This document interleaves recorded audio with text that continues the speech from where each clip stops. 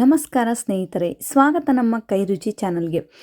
ಇವತ್ತು ನಾನು ಬಂದ್ಬಿಟ್ಟು ತುಂಬಾ ಕಡಿಮೆ ಸಮಯದಲ್ಲಿ ಮನೆಯಲ್ಲಿರುವ ಇಂಗ್ರೀಡಿಯೆಂಟ್ಸ್ನೇ ಬಳಸ್ಕೊಂಡು ಸುಲಭವಾಗಿ ನೀವು ಬೆಳಗಿನ ತಿಂಡಿನ 10 ನಿಮಿಷದಲ್ಲಿ ಮಾಡ್ಬೋದು. ಯಾವುದೇ ರೀತಿ ಹಿಟ್ಟನ್ನು ನೆನೆಸದೆ ರುಬ್ಬದೆ ತುಂಬಾ ಕ್ವಿಕ್ ಆ್ಯಂಡ್ ಈಸಿಯಾಗಿ ಮಾಡ್ಬೋದು. ಮಕ್ಕಳಿಗೆ ಲಂಚ್ ಬಾಕ್ಸ್ ಕೂಡ ನೀವು ಇದನ್ನ ಪ್ರಿಪೇರ್ನ ಮಾಡ್ಕೊಳ್ಬೋದು. ಬನ್ನಿ ನೋಡೋಣ. ಮೊದಲಿಗೆ ನಾನಿಲ್ಲಿ ಒಂದು ಬೌಲ್ಗೆ 1 ಕಪ್ ಆಗೋಷ್ಟು ಅವಲಕ್ಕಿನ ತೊಗೊಂಡಿದ್ದೀನಿ. ನಿಮ್ಮ ಮನೇಲಿ ಏನಾದರೂ ಜಾಸ್ತಿ ಮೆಂಬರ್ಸ್ ಇದ್ದರೆ 2 ಕಪ್ಸ್ ಆದರೂ ತೊಗೊಳ್ಬೋದು. ಬಟ್ ನಾನಿಲ್ಲಿ ಜಸ್ಟ್ 1 ಕಪ್ ಲಂಚ್ ಬಾಕ್ಸ್ಗೆ ಪ್ರಿಪೇರ್ ಮಾಡ್ತಿರೋದ್ರಿಂದ ಜಸ್ಟ್ ನಾನು 1 ಕಪ್ ಆಗುವಷ್ಟು ಅವಲಕ್ಕಿನ ತೊಗೊಂಡಿದ್ದೀನಿ. ಈ ಅವಲಕ್ಕಿನ ಚೆನ್ನಾಗಿ ನೀರಲ್ಲಿ ನೆನೆಸ್ಬೇಕು. ಅಂದರೆ ಒಂದು 2ರಿಂದ 3 ಸಲ ಕ್ಲೀನಾಗಿ ತೊಳ್ಕೊಳ್ಬೇಕು. ಈ ಥರ ತೊಳ್ಕೊಳ್ಳೋದ್ರಿಂದ ಅದರಲ್ಲಿರುವಂಥ ವೇಸ್ಟ್ ಎಲ್ಲ ಹೊರಗಡೆ ಹೋಗುತ್ತೆ. ನೋಡಿ, ಈ ಥರ ಒಂದು 2ರಿಂದ 3 ಸಲ ಕ್ಲೀನಾಗಿ ತೊಳ್ಕೊಂಡಾದ್ಮೇಲೆ ನೀರನ್ನು ಚೆನ್ನಾಗಿ ಎಲ್ಲ ಬಸ್ಕೊಳ್ಬೇಕು. ಒಂದು 2 ಸಲ ತೊಳ್ಕೊಂಡಾದ್ಮೇಲೆ ಈ ಥರ ನೀರನ್ನು ಬಸ್ಕೊಂಡು ನೋಡಿ, ಮತ್ತೆ ನಾನು ಸ್ವಲ್ಪ ನೀರನ್ನು ಹಾಕ್ಕೊಳ್ತಾ ಇದ್ದೀನಿ. ಈ ಥರ ನೀರನ್ನು ಹಾಕ್ಕೊಂಡು ಎಲ್ಲ ನೀರನ್ನು ಬಸ್ತು ಮತ್ತೆ ಮೇಲೆ ಅವಲಕ್ಕಿನ ನೆನೆಸ್ಕೊಂಡು ಸೈಡಲ್ಲಿ ಇಟ್ಕೊತಾ ಇದ್ದೀನಿ. ಈಗ ಒಂದು ಮಿಕ್ಸಿ ಜಾರ್ಗೆ ತೊಗೊಳ್ಳಿ. ಸಿಂಪಲ್ ಆ್ಯಂಡ್ ಕ್ವಿಕ್ ಆ್ಯಂಡ್ ಈಸಿಯಾಗಿ ಚಟ್ನಿನ ಮಾಡ್ಕೊಳ್ಬೋದು. ಮೊದಲಿಗೆ ನಾನಿಲ್ಲಿ ಸ್ವಲ್ಪ ಕೊತ್ತಂಬರಿ ಹಾಗೂ ಒಂದು 4ರಿಂದ 5 ಪೀಸ್ ಬೆಳ್ಳುಳ್ಳಿನ ತೊಗೊಂಡಿದ್ದೀನಿ. ಹಾಗೂ ಸ್ವಲ್ಪ ಖಾರ ಕಡಿಮೆ ಇರಲಿ ಅಂತೇಳಿ 2 ಹಸಿಮೆಣಸಿನ್ಕಾಯಿನ ಚಿಕ್ಕದಾಗಿ ಮುರ್ಕೊಂಡು ಹಾಕ್ಕೊಂಡಿದ್ದೀನಿ. ನೆಕ್ಸ್ಟ್ ನಾನಿಲ್ಲಿ ಸ್ವಲ್ಪ ಪುದೀನ ಸೊಪ್ಪನ್ನು ಹಾಕ್ಕೊಳ್ತಾ ಇದ್ದೀನಿ. ನಿಮಗೆ ಚಟ್ನಿ ಎಷ್ಟು ಬೇಕೋ, ತುಂಬ 2-3 ಆದರೂ ಏನಾದರೂ ಇದ್ದರೆ ಸ್ವಲ್ಪ ಕ್ವಾಂಟಿಟಿ ಜಾಸ್ತಿನೇ ತೊಗೊಳ್ಬೇಕು. ಇದು ಸಣ್ಣಗೆ ಗ್ರೈಂಡ್ ಮಾಡಿದಾಗ ತೀರಾ ಕಡಿಮೆ ಆಗುತ್ತೆ ಚಟ್ನಿ. ನೋಡಿ, ಈಗ ಚೆನ್ನಾಗಿ ಇದನ್ನು ಸ್ವಲ್ಪ ರುಚಿಗೆ ತಕ್ಕಷ್ಟು ಉಪ್ಪನ್ನು ಹಾಕ್ಕೊಂಡು ಗ್ರೈಂಡ್ ಮಾಡ್ಕೊಳ್ಬೇಕು. ಇದನ್ನೀಗ ಗ್ರೈಂಡ್ ಮಾಡಿಕೊಂಡು ಚಟ್ನಿ ರೆಡಿಯಾಗಿದೆ, ಸೈಡಲ್ಲಿಡಿ. ನೆನೆಸಿರುವಂಥ ಅವಲಕ್ಕಿನ ನೋಡಿ ತುಂಬಾ ಸಾಫ್ಟಾಗಿ ನೆಂದಿರಬೇಕು. ಹಂಗಾದರೆ ಮಾತ್ರ ನಿಮಗೆ ಪರ್ಫೆಕ್ಟಾಗಿ ಬ್ರೇಕ್ಫಾಸ್ಟ್ ರೆಡಿ ಆಗುತ್ತೆ. ಅನ್ನದ ಥರ ಇರೋದು ಬೇಡ, ಅನ್ನದಕ್ಕಿಂತ ಚೆನ್ನಾಗಿ ಮೆತ್ತಗೆ ಅದು ನೆಂದರೆ ಗ್ರೈಂಡ್ ಮಾಡ್ಕೊಳ್ಳೋದು ತುಂಬಾ ಸುಲಭವಾಗಿ ಗ್ರೈಂಡ್ ಆಗುತ್ತೆ. ಯಾವುದೇ ರೀತಿ ಅವಲಕ್ಕಿ ಥರ ಉಳಿದಿರೋದಿಲ್ಲ. ನಾನಿಲ್ಲಿ 1 ಕಪ್ ಅವಲಕ್ಕಿಗೆ ಅರ್ಧ ಕಪ್ ಆಗೋಷ್ಟು ಗಟ್ಟಿ ಮೊಸರನ್ನ ತೊಗೊಂಡಿದ್ದೀನಿ. ಗಟ್ಟಿ ಮೊಸರನ್ನೇ ತೊಗೊಳ್ಳಿ ಸಾಧ್ಯ ಆದಷ್ಟು. ಇದನ್ನು ಕ್ಲೋಸ್ ಮಾಡ್ಕೊಂಡು ಈಗ ಗ್ರೈಂಡ್ ಮಾಡ್ಕೊಂಡಿದ್ದೀನಿ. ನೋಡಿ, ಇಷ್ಟು ಸಣ್ಣದಾಗಿ ಗ್ರೈಂಡಾಗಿ ಮಾಡ್ಕೊಂಡು ಬರಬೇಕು. ತರಿಯಾಗಿ ಬೇಡ, ಯಾವುದೇ ರೀತಿ ನೀವು ನೀರನ್ನು ಹಾಕೋದು ಬೇಡ. ಬೇಕಿದ್ರೆ ನೀವು ಉಪ್ಪನ್ನು ಹಾಕ್ಕೊಳ್ಬೋದು ಗ್ರೈಂಡ್ ಮಾಡುವಾಗ, ಇಲ್ಲ ಅಂದರೆ ನೀವು ಮಿಕ್ಸ್ ಮಾಡುವಾಗಾದರೂ ಉಪ್ಪನ್ನು ಹಾಕ್ಕೊಳ್ಳಿ.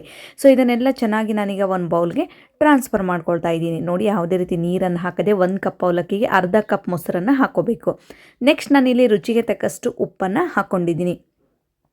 ಸ್ವಲ್ಪ ಫ್ಲೇವರ್ಗಂತೇಳಿ ಕೊತ್ತಂಬರಿ ಸೊಪ್ಪನ್ನು ಹಾಕ್ಕೊಂಡಿದ್ದೀನಿ. ನಂತರ ನಾನಿಲ್ಲಿ 1 ಟೇಬಲ್ ಸ್ಪೂನ್ ಆಗುವಷ್ಟು ಜೀರಿಗೆಯನ್ನು ಹಾಕ್ಕೊಂಡಿದ್ದೀನಿ. ಇದಾದಮೇಲೆ ನೆಕ್ಸ್ಟ್ ಮೇನ್ ಇಂಗ್ರೀಡಿಯೆಂಟ್ಸ್ ಅಂದರೆ ಕ್ಯಾರೆಟ್. ಈ ಥರ ಕ್ಯಾರೆಟ್ ಮೇಲಿದೆಲ್ಲ ಸಿಪ್ಪೆನ ತೆಗೆದುಬಿಟ್ಟು ವಾಶ್ ಮಾಡಿಕೊಂಡು ಈ ಥರ ಕ್ಯಾರೆಟ್ ತುರಿಯೋ ಮಣಿ ಏನಿರುತ್ತಲ್ವ ಅದರಿಂದ ನೀವು ಚೆನ್ನಾಗಿ ಕೊಬ್ಬರಿ ತುರಿಯೋ ಮಣಿ ಇರುತ್ತಲ್ವ ಅದರಿಂದ ಈ ಥರ ತುರಿದ್ಕೊಳ್ಬೇಕು. ಈ ಥರ ಮಾಡ್ಕೊಳ್ಳೋದ್ರಿಂದ ಮಕ್ಕಳಿಗೆ ಡಿಫ್ರೆಂಟ್ ಫ್ಲೇವರ್ ಬರುತ್ತೆ, ತುಂಬಾ ಇಷ್ಟಪಟ್ಟು ಕೂಡ ತಿಂತಾರೆ. ತಿನ್ನುವಾಗ ಈ ಥರ ವೆಜಿಟೇಬಲ್ಸ್ನ ತುರಿದು ಹಾಕ್ಕೊಳ್ಳೋದ್ರಿಂದ ಮಕ್ಕಳಿಗೆ ಡಿಫ್ರೆಂಟ್ ಫ್ಲೇವರ್ ಕೂಡ ಬರುತ್ತೆ, ತುಂಬ ಇಷ್ಟಪಟ್ಟು ಕೂಡ ತಿಂತಾರೆ. ಹಾಗಾಗಿ ನಾನಿಲ್ಲಿ ಕ್ಯಾರೆಟ್ ಹಾಕಿದರೆ ನನ್ನ ಮಗಳು ತೆಗೆದುಬಿಟ್ಟು ತಿಂತಾಳೆ. ಹಾಗಾಗಿ ಕ್ಯಾರೆಟ್ನ ಈ ಥರ ತುರಿದು ಹಾಕೋದ್ರಿಂದ ಕಂಪ್ಲೀಟಾಗಿ ನಾವೇನು ಕಟ್ಟಿರೋಂಥ ಲಂಚ್ ಬಾಕ್ಸ್ ಕೂಡ ಖಾಲಿ ಮಾಡ್ಕೊಂಡು ಬರ್ತಾರೆ. ಈಗ ಇದನ್ನು ಒಂದು ಪೂರ್ತಿ ಕ್ಯಾರೆಟಾಗಿ ಹಾಕ್ಕೊಳ್ತಾ ಇದ್ದು, ನೀವು ಬೇಕಿದ್ರೆ ಭಾಳ ಮಾಡಿದರೆ ಒಂದು 2ರಿಂದ 3 ಕ್ಯಾರೆಟ್ನ ತುರಿದ್ಕೊಳ್ಬೇಕಾಗುತ್ತೆ. ನೆಕ್ಸ್ಟ್ ನಾನು ಇದಕ್ಕೆ ಚಿಕ್ಕದಾಗಿ ಕಟ್ ಮಾಡಿ ಇಟ್ಕೊಂಡಿರೋಂಥ 1 ಮೀಡಿಯಮ್ ಸೈಜ್ ಈರುಳ್ಳಿನ ಹಾಕ್ಕೊಂಡಿದ್ದೀನಿ. ಅದೇ ರೀತಿಯಾಗಿ 1 ಮೀಡಿಯಮ್ ಸೈಜ್ ಆಗಿರೋ ಟೊಮೆಟೊ ಕೂಡ ತುಂಬ ಚಿಕ್ಕದಾಗಿ ಕಟ್ ಮಾಡ್ಕೊಳ್ಬೇಕು. ದೋಸೆ ಟೈಪ್ ಹಾಕೋಕೆ ಬರಬೇಕಲ್ವ. ಹಾಗಾಗಿ ಅರ್ಧ ಟೇಬಲ್ ಸ್ಪೂನ್ ಆಗುವಷ್ಟು ಪೆಪ್ಪರ್, 1 ಟೇಬಲ್ ಸ್ಪೂನ್ ಆಗುವಷ್ಟು ಚಾಟ್ ಮಸಾಲ. ನೆಕ್ಸ್ಟ್ ನಾನಿಲ್ಲಿ ಚಿಲ್ಲಿ ಫ್ಲೇಕ್ಸನ್ನು ಹಾಕ್ಕೊಳ್ತಾ ಇದ್ದೀನಿ. ಯಾವುದೇ ರೀತಿ ಖಾರ ಇರೋದ್ರಿಂದ ನಾನಿಲ್ಲಿ ಏನು ಮಾಡಿದೆ ಅಂದರೆ ಚಿಲ್ಲಿ ಫ್ಲೇಕ್ಸ್ ಸ್ವಲ್ಪ ಪೆಪ್ಪರ್ ಪೌಡರನ್ನು ಹಾಕ್ಕೊಂಡಿದ್ದೀನಿ. ನೀವು ಬೇಕಿದ್ರೆ ಖಾರದ ಪುಡಿ ಕೂಡ ಹಾಕ್ಕೊಳ್ಬೋದು. ಬಟ್ ನಾನು ಖಾರದ ಪುಡಿ ಹಾಕಿಲ್ಲ, ಅದನ್ನು ಸ್ಕಿಪ್ ಮಾಡಿಕೊಂಡು ಚಿಲ್ಲಿ ಫ್ಲೇಕ್ಸ್ ಹಾಗೂ ಪೆಪ್ಪರನ್ನು ಹಾಕ್ಕೊಂಡಿದ್ದೀನಿ. ಇದನ್ನೆಲ್ಲ ಚೆನ್ನಾಗಿ ಬ್ಯಾಟರ್ನ ಮಿಕ್ಸ್ ಮಾಡ್ಕೊಳ್ಳಿ. ಯಾವುದೇ ರೀತಿ ನೀವು ನೀರನ್ನು ಕಂಪ್ಲೀಟಾಗಿ ಆ್ಯಡ್ ಮಾಡೋದು ಬೇಡ. ಮೊಸರು ಆಲ್ರೆಡಿ ಇರುತ್ತಲ್ವ, ಅದು ನೆಕ್ಸ್ಟು ನೆನೆತಾ ಏನಾಗ್ಬಿಡುತ್ತೆ, ನೀರು ಬಿಟ್ಬಿಡೋ ಚಾನ್ಸಸ್ ತುಂಬ ಇರುತ್ತೆ. ಹಾಗಾಗಿ ನೀವು ಯಾವುದೇ ರೀತಿ ನೀರನ್ನು ಹಾಕದೆ ತುಂಬಾ ಚೆನ್ನಾಗಿದೆಯೋ ಮಿಕ್ಸ್ ಮಾಡಬೇಕು. ನೋಡಿ, ನೀವೇನಾದರೂ ನೈಟು ಬೆಳಗ್ಗೆ ಬೇಗ ಲೇಟಾಗಿ ಎದ್ದಾಗ ಏನಾದರೂ ಇಮ್ಮಿಡಿಯೇಟಾಗಿ ಬ್ರೇಕ್ಫಾಸ್ಟ್ನ ಪ್ರಿಪೇರ್ ಮಾಡಬೇಕು ಅಂದ್ಕೊಂಡಿದ್ರೆ ಖಂಡಿತವಾಗ್ಲೂ ಈ ರೆಸಿಪಿನ ಟ್ರೈ ಮಾಡಿ. ನಂತರ 3 ಟೇಬಲ್ ಸ್ಪೂನ್ ಆಗೋಷ್ಟು ಕಡಲೆ ಹಿಟ್ಟನ್ನು ತೊಗೊಂಡಿದ್ದೀನಿ. ಕಡಲೆ ಹಿಟ್ಟು ಯಾಕೆ ತೊಗೊಳ್ಬೇಕು ಅಂದರೆ ತುಂಬಾ ರೋಸ್ಟಾಗಿ ಗರಿಯಾಗಿ ಕ್ರಿಸ್ಪಿಯಾಗಿ ಬರಲಿ ಅಂತೇಳಿ ಕಡಲೆ ಹಿಟ್ಟನ್ನು ತೊಗೊಳ್ತಾರೆ. ಕಡಲೆ ಹಿಟ್ಟನ್ನು ಹಾಕಿ ಕಲಿಸುವಾಗ ಅಲ್ಲಲ್ಲಿ ಗಂಟು ಥರ ಕಾಣಿಸುತ್ತೆ. ಆ ಲಮ್ಸ್ ಇಲ್ಲದೆ ಇರೋ ಥರ ನೀವು ಚೆನ್ನಾಗಿ ಮಿಕ್ಸ್ ಮಾಡ್ಕೊಳ್ಬೇಕು. ನೋಡಿ, ಈ ಥರ ಸ್ಮ್ಯಾಶ್ ಮಾಡ್ತಾ ಬಂದರೆ ಆಲ್ರೆಡಿ ಕಡಲೆ ಹಿಟ್ಟಿನಲ್ಲಿರುವಂಥ ಗಂಟುಗಳೆಲ್ಲ ಕೂಡ ಚೆನ್ನಾಗಿ ಪ್ರೆಸ್ ಮಾಡೋದ್ರಿಂದ ಒಡೆದು ಚೆನ್ನಾಗಿ ಮೊಸರು ಹಾಗೂ ಅವಲಕ್ಕಿಯಲ್ಲಿ ಬೆರ್ಕೊಳ್ಬೇಕು. ಅದೇ ಸಪ್ರೇಟ್ ಇದೇ ಸಪ್ರೇಟ್ ಆಗಬಾರ್ದು, ತುಂಬ ಚೆನ್ನಾಗಿ ಮಿಕ್ಸ್ ಮಾಡ್ಕೊಳ್ಬೇಕು. ಸೊ ನೋಡಿ ಈ ಥರ ಚೆನ್ನಾಗಿ ಮಿಕ್ಸ್ ಮಾಡಿಕೊಂಡು ಇದನ್ನು ಸೈಡಲ್ಲಿ ಯಾವುದೇ ರೀತಿಯಿಂದ ನೆನೆಸೋ ನೆಸೆಸಟಿ ಇಲ್ಲ. ಸೊ ನೆಕ್ಸ್ಟ್ ನಾನೀಗ ಒಂದು ಪ್ಯಾನ್ನ ತೊಗೊಂಡಿದ್ದೀನಿ. ಸಾಧ್ಯ ಆದಷ್ಟು ಪ್ಯಾನ್ನೇ ತೊಗೊಳ್ಬೇಕು. ಈ ಥರ ಪ್ಯಾನ್ ಕಡ ಇಲ್ಲ ಅಂದರೆ ನಿಮ್ಮ ಹತ್ರ ದೋಸೆ ಹಂಚಿರುತ್ತಲ್ಲ, ದೋಸೆ ಹಂಚು ಮೇಲಾದರೂ ಮಾಡ್ಕೊಳ್ಬೋದು. ಸೊ ನೋಡಿ ಈಗ ನಾನು ಚೆನ್ನಾಗಿ ಮೊದಲು ಎಣ್ಣೆಯನ್ನು ಅಪ್ಲೈ ಮಾಡ್ಕೊಂಡಿದ್ದೀನಿ. ಎಣ್ಣೆಯನ್ನು ಅಪ್ಲೈ ಮಾಡ್ಕೊಂಡಾದಮೇಲೆ ನಾನು ಇದಕ್ಕೆ ಸ್ವಲ್ಪ ಕರಿ ಎಳ್ಳು ಹಾಗೂ ಬಿಳಿ ಎಳ್ಳನ್ನು ಮಿಕ್ಸ್ ಮಾಡಿಕೊಂಡು ಹಾಕ್ಕೊಳ್ತಾ ಇದ್ದೀನಿ. ನೋಡಲಿಕ್ಕೆ ತುಂಬಾ ಚೆನ್ನಾಗಿರುತ್ತೆ, ಮಕ್ಕಳಿಗೆ ಅಟ್ರಾಕ್ಷನ್ ಆಗಿಬಿಡುತ್ತೆ ತಿನ್ನಬೇಕು ಅಂತ. ಸೊ ಆ ಥರ ಅಟ್ರಾಕ್ಷನ್ ಆಗಿರಲಿ ಅಂತೇಳಿ ಜಸ್ಟ್ ನಾನಿಲ್ಲಿ ಕರಿ ಎಳ್ಳು ಬಿಳಿ ಎಳ್ಳನ್ನು ಹಾಕ್ಕೊಂಡಿದ್ದೀನಿ.